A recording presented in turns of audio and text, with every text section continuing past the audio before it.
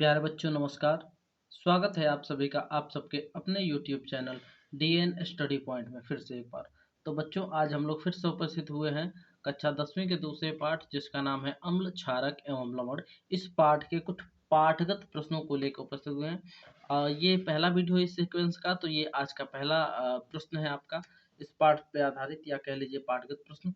पहला प्रश्न में क्या पूछा गया है कि आपको 3 परख नलियां दी गई हैं। कितनी? 3 परख नलियां दी गई हैं। उनमें से एक में आश्रित जल यानी कि आसूत जल या कह लीजिए प्योर H2O है। शेष दो में से एक में अम्लीय विलयन है। क्या है? अम्लीय विलयन। और दूसरे में क्या है? क्षारीय विलयन है।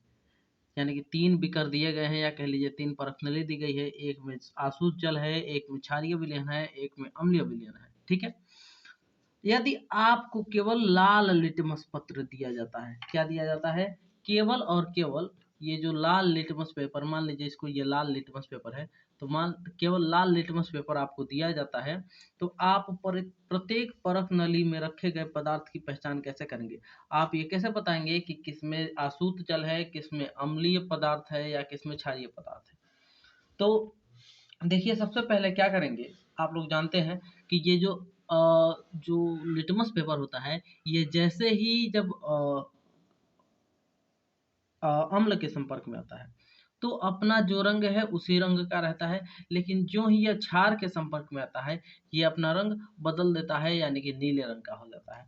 तो हम बारी बारी से क्या करेंगे कि इस लिटमस पेपर को बारी बारी से तीनों विलयनों में डालेंगे। जिसमें इसका रंग नीला हो जाएगा, वो मान लीजिए यदि हम इसमें डाले बारी बारी से यहाँ तक पहुँचे, यदि इसमें आके इसका रंग नीला हो गया तो ये स्पष्ट हो गया कि ये क्या है? क्षार है। क्या है? ये क्षार है। ये तो कंफर्म हो गया। अब दो बचे। अब हमको ये पता करना है कि इसमें से अम्ल कौन है या और इसमें से आश्रित जल कौन है। अब आप लोग जानते हैं ये पूरा का पूरा जो लाल लिटमस पेपर था, क्षारीय विलयन में डालने के पश्चात ये नीला हो चुका है। मान लीजिए ये नीला हो चुका है।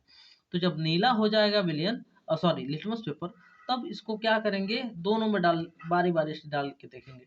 यदि इसमें डालते हैं इसको और इस पे कोई फर्क नहीं पड़ता तो फिर इसमें डालेंगे। इसमें भी डालते हैं और इसमें मान लीजिए फर्क पड़ा यानी कि फिर से लाल हो गया तो ये अम्ल हो गया। यदि इसमें डाले इसमें लाल हो गया यानी कि जिस विलयन में डालने के बाद यह नीले से पुनः लाल हो जाएगा, पुनः अपनी मूल अवस्था में आ जाएगा, वह क्या होगा? अम्ल होगा। क्या होगा? अम्ल। या तो ये हमको पता चल गया कि ये क्षार है, ये अम्ल है। और उसके बाद जो बचा वो क्या है? आपका आसूत जल है। क्या है? आसूत जल है। आसुत जल कह लीजिए या आश्रित जल कह लीजिए, ये आश्रित जल है। और आप लोग जानते हैं कि जो आश्रित जल होता है वह पूर्ण रूप से उदासीन जल होता है। ठीक है। तो उम्मीद है कि ये प्रश्न आपको समझ में आ गया। तो जो आसुत जल होता है उसमें लिटमस पेपर को डालने पर उसका कोई रंग नहीं होता है, तो वही मैंने यहाँ पे लिख दिया है स्पष्ट रूप से। सबसे पहले लाल लिटमस पत्र को बारी बारी से तीनों परख नलियों में डालते हैं। हम पाते हैं कि किसी एक परख नली में यह लिटमस पत्र क्या हो गया? नीला हो गया। किस रंग का होगा? नीला रंग का होगा, क्योंकि वो पहले से लाल है। फिर क्या होगा? चूंकि क्षारीय विलयन में लाल लिटमस पत्र नीला हो जाता है, ये बात हम लोग जानते हैं, अतः इस परख नली में अवश्य ही क्या है? क्षारीय विलयन है। जिस परख नली में डालने पर लिटमस पेपर लाल से नीला हो गया, उस परख नली में क्या है? क्षारीय विलयन है। ये हमको स्पष्ट हो गया। अब शेष दो परख नली में इस नीले लिटमस पत्र को डालते हैं। इसमें दो परिस्थितियां हो सकती हैं, दो तरह की स्थितियां हो सकती हैं। पहली स्थिति क्या होगी? लिटमस पत्र पुनः लाल हो जाएगा, लिटमस पत्र नीला ही रह जाएगा। तो लिटमस पत्र जिसमें लाल होगा वो क्या होगा? अम्ल होगा आपका। और जिसमें वैसे ही रह जाएगा वो उदासीन होगा। और उदासीन का मतलब क्या हुआ? उदासीन का मतलब ये हुआ कि वो आसुत जल है।